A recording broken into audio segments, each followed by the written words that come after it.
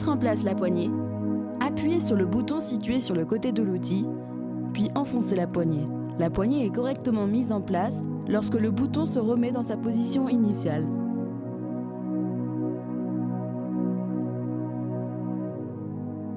Vissez ensuite la contre-poignée sur la partie opposée de l'outil. Vissez également de quelques filets la vis de blocage de la butée sur le côté. Insérez alors la butée réglable dans son logement, puis vissez la vis de blocage jusqu'à introduire la partie conique de la vis dans la gorge de la butée.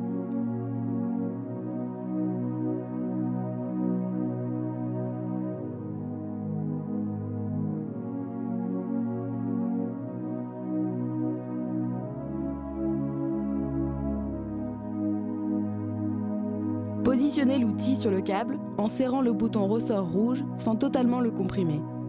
Escamotez la butée en position repos de façon à ce qu'elle ne soit pas dans l'axe du câble lorsque celui-ci est dans l'outil.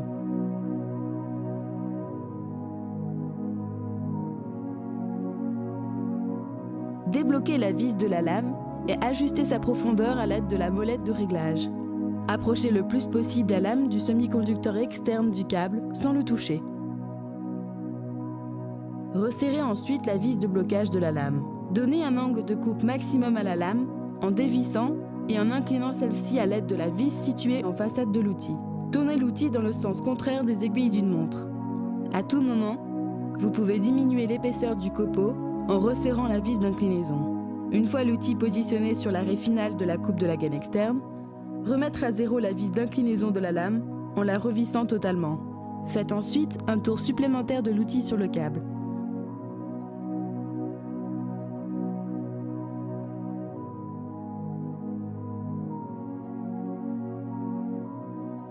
La coupe de la gaine externe est terminée.